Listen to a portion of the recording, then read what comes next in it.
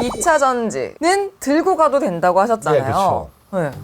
최근에 정부에서 2030 배터리 계획을 세워갖고 2030년까지 투자를 40조 원 이상 하기로 했거든요. 2차 전지에 대해서. 그리고 앞으로 2050년까지 시장이 굉장히 커질 예정이에요.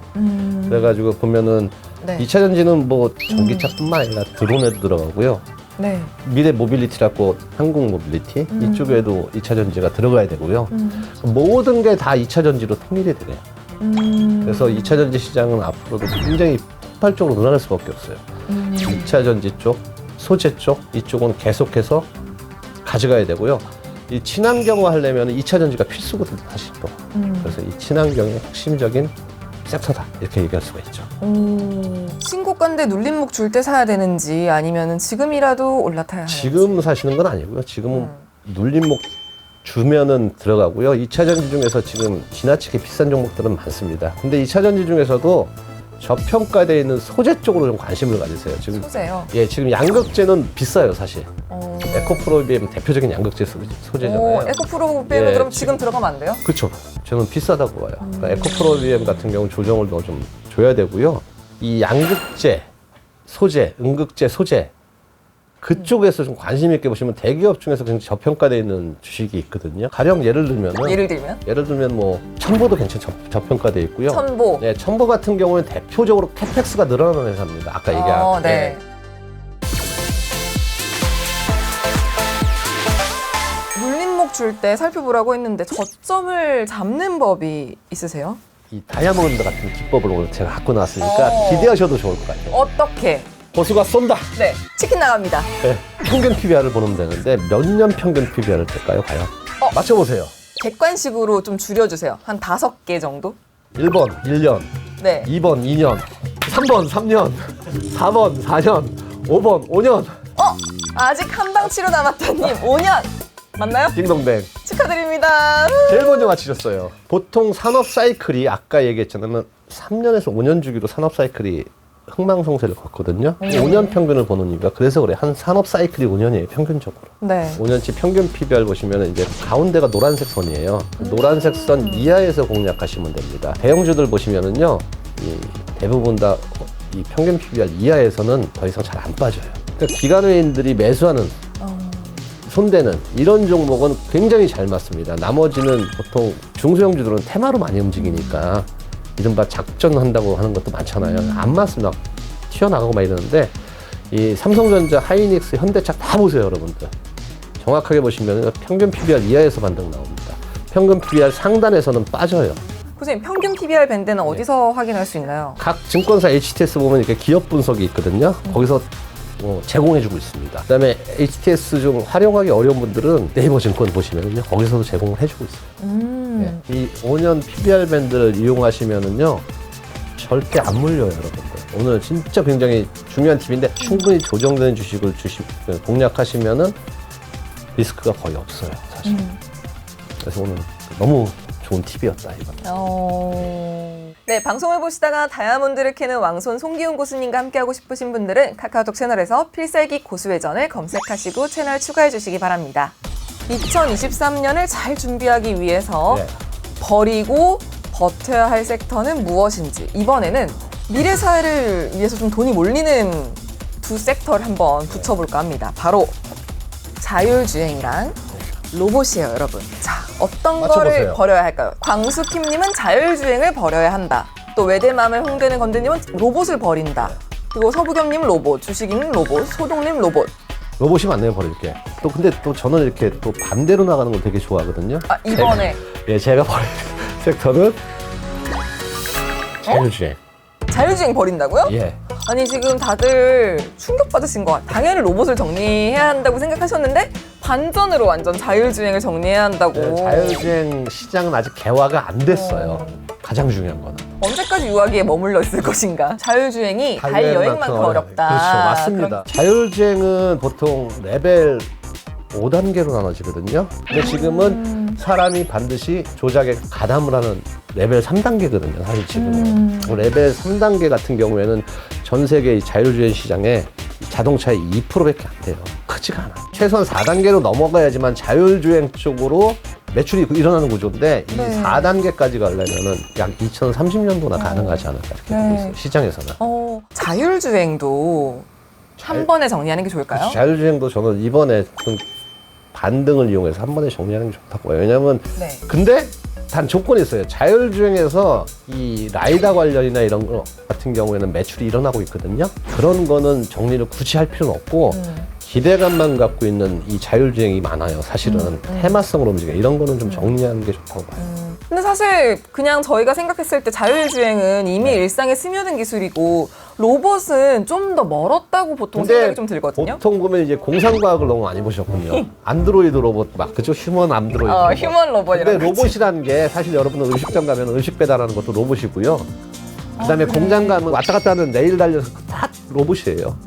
그리고 여러분 가지고 있는 이 가정의 청소기 얼마나 많습니까? 그러니까 여러분들이 못 느끼지만 이미 로봇은 현실에 굉장히 많이 와 있어요. 아니 요즘 술집에서 로봇이 서빙해준다. 그렇죠. 예. 깁스에서 로봇이 우동도 말아준다. 예, 맞습니다. 커피도 타주고요. 그렇구나. 네, 산업용 네. 로봇 역사는 이미 30년이 넘었습니다. 그래서 이미 성숙 단계로 이루어지고 있어요.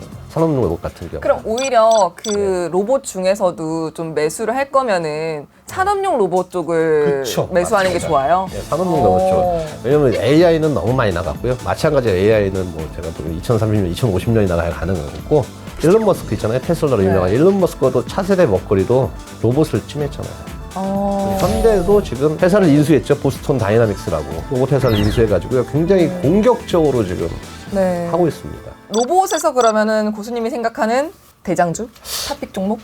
SPG라고 감속 모터를 만드는 회사예요. 네, 그래서 관절이나 어떤 이동할 때 로봇 이동해야 되잖아요. 이 네. 모터가 필수잖아요. 일본에서 그동안 전량으로 수입했는데 감속 모터는 네. 이걸 국내에서 유일하게 공급하는 회사입니다. 저는 좀 관심 있게 보고 있어요, 사실은. 2023년을 준비하라. 어떤 섹터를 버려야 하고 또 버텨야 하는지 이번에는 수출의 대들보인 두 섹터입니다. 조선 대 철강.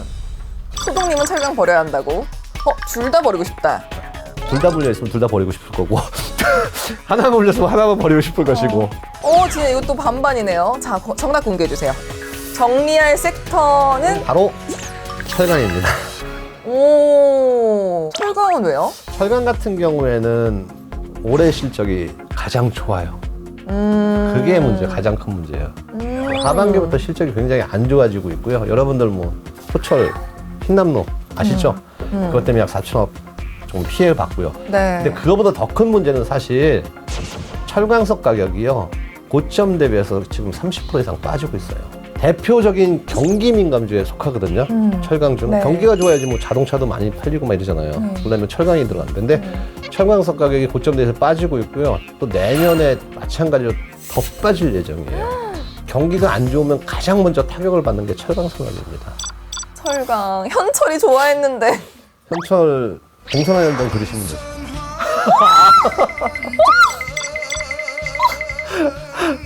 철강은 그러면은 경기 민감주라고 하셨잖아요. 그쵸. 그럼 경기가 좋아질 때 다시 줍줍해야 돼요? 지금 금리를 계속 올렸잖아요, 지금. 금리를 올리다가 이제 내년 상반기까지 올리고 좀 멈출 예정이거든요.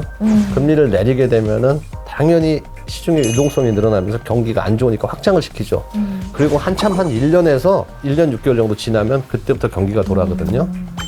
그 사이에서 좀 공략을 고민하시는 게 좋습니다. 지금은 사실 반등을 이용해서 마찬가지로 정리하는 게 가장 좋습니다. 그러면은 조선은 버텨야 된다. 왜 버텨야 될까요? 조선 같은 경우는 벌써 10년 동안 안 좋았어요. 2012년도가 가장 피크였거든요. 네. 그리고 그때 가치 대비 지금 4분의 1 토막이 나와 있어요, 조선.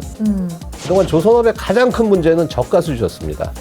이 도크를 놀리면은요, 손해가 커요. 그래서 적자 수주를 해요. 적자 수주를 한 거를 올해까지 계속 납품을 했거든요. 그게 납품이 올해로 다 끝나요. 그럼 어떻게 됐어요? 지금은 선별해서 받거든요, 수주를. 네. 그래서 선별해서 받아서 고가 수주를 받습니다. 그 신조선가라고 그래가지고 배를 만들 때 이 조선 가격이 있어요. 배를 만드는 가격. 신조선가가 사상 최고를 기록하고 있습니다, 지금. 그래서 선별 발주를 받아요. 선별 발주. 네. 그래서 어떻게 된다? 이제는 조선주는 더 이상 나빠질 수가 없다. 올해부터 조선업종이 턴어라운드가 되기 시작했거든요. 한국조선해양이나 현대중공 같은 경우는 이번 3분기에 흑자 전환이 됐어요. 그럼 고수님 조선주 중에 어떤 거를 좋게 보세요? 그건 이따가 제가 꼭사주에서 고수님, 예, 치킨을 먹을 시간이 된 것 같아요. 예. 고수가 쏜다. 맞춰보세요. 조선주를 고를 때 가장 중요하게 봐야 될 뭐가 있을까요? 말씀하세요. 여러분, 4글자. 실적 턴어라운드는 7글자. 오, 답 나왔네. 자, 정답 발표해주세요. 수주장고입니다. 수주장고가 적정 수주장고라는 게 있어요. 조선업종은요, 아까 얘기했던 도크를 놀리면 굉장히 손실이 커요. 적정 수주장고를 갖다 갖고 있느냐, 안 갖고 있느냐에서 판가름이 나요. 그러면은 2년을 갖고 있으면 적정 수주장고거든요. 2년 이상의 수주장고를 가지고 있는지 여부가 굉장히 중요합니다. 그래서 이 수주장고가 2년 이상, 3년, 4년이면 높을수록 좋아요. 지금 국내 조선주 평균 수주잔고 그러면은 2.5년에서 3년이에요, 지금. 그러니까 그렇기 때문에 조선업종을 버리면 안 된다고 하는 이유가 바로 그겁니다. 수주장고가 2년 반에서 3년치, 길면은 지금 4년치까지도 예상이 돼 있어요. 그럼 사실 조선주는 지금부터 끌고 가도 되는 거예요? 사야죠, 없으면. 진짜 다이아몬드죠.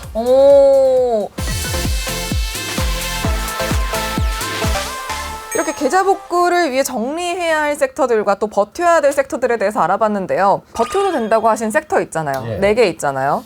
어디에다 좀 비중을 더 실으면 좋을까요? 이 4가지 중에. 1등은 조선, 2등은 친환경, 3등 2차전지, 4등 로봇 이렇게 나누겠네요. 전체 계좌 중 비중 같은 경우에는요, 중장기 하더라도 보통 한 20에서 25%이 정도 4분의 1을 안 넘는 게 좋습니다. 리스크 관리 차원에서 아무리 좋다고 해도 100% 완벽한 건 없거든요. 그래서 리스크 관리 차원에서 4분의 1 이하에서 비중을 넣는 게 가장 좋다. 예. 여러분 꿀팁 진짜 많이 나갔어요. PBR 이건 꼭 굉장히 중요합니다. 진짜 이거 주식 인생이 바뀔 수도 있어요. 주식 인생이 바뀔 수가 있어요? 그럼요. 이것만 정확하게 개념을 이해하시면. 다이아몬드를 캐는 왕손 송기훈 고수님과 함께하고 싶으신 분들은 카카오톡 채널에서 필살기 고수회전을 검색하시고 채널 추가해주세요.